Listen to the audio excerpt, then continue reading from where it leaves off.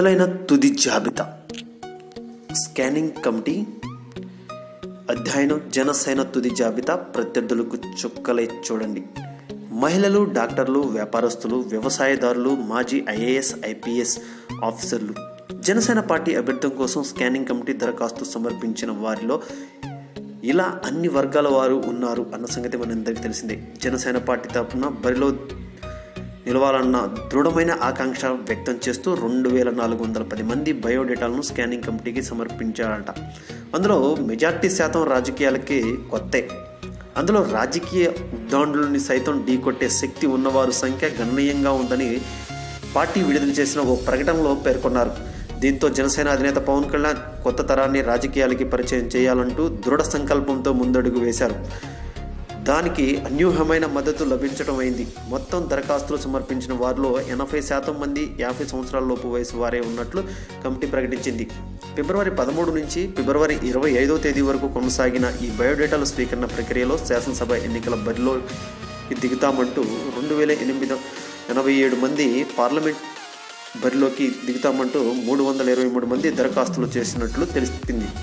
రాజకీయాల్లోకి మేధావులు, విద్యావంతులు, యువతీ యువకులు రావాలని, అది జరగాలని పక్షంలో మన రాజకీయ వ్యవస్థ దోపిడీ దొరలతో నిండిపోతుందని జనసేన అధినేత పవన్ కళ్యాణ్ గారు పదే పదే చెప్తూనే ఉన్నారు. ప్రస్తుతం అధినేత బయోడేటాలు పరిశీలనిస్తే పవన్ పిలుపుకి ఘనమైన స్పందన లభించనున్నట్లు కనబడుతుంది. మొత్తం మీద 570 మంది మహిళలు జనసేన తరఫున పోటీ చేయడానికి ముందుకొచ్చారు.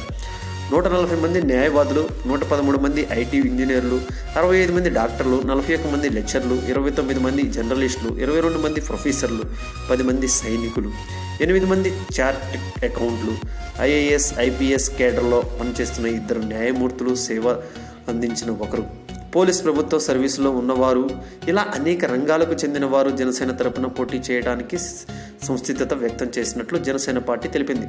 అంతేకాకుండా SC/ST రిజర్వ్ సెగ్మెంట్ నుంచి పోటీ చేయడానికి ఉన్నత విద్యావంతులు, ఆడపడుచులు ముందుకు వచ్చినట్లు పేర్కొన్నారు. 659 మంది వ్యవసాయవేత్తలు, 169 మంది రైతులు, మేము సైతం అంటూ జనసేన తరపున పోటీకి సంసిద్ధత వ్యక్తం చేసినట్లు ప్రకటించారు.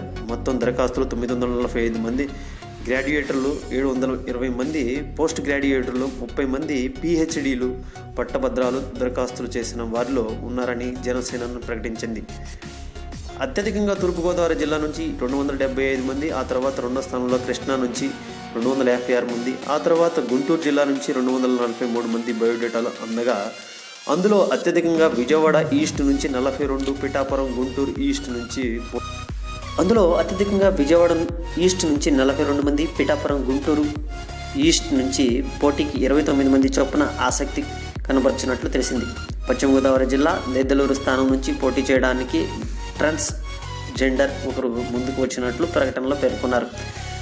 స్కానింగ్ గోర్ అందిన మొత్తం బయోడేటాలు పూర్తిగా అధ్యయనం చేశాక అర్హుల జాబితాను పార్టీ జనరల్ బాడీ ముందు ఉంచనున్నట్లు స్కానింగ్ కమిటీ ప్రకటించింది.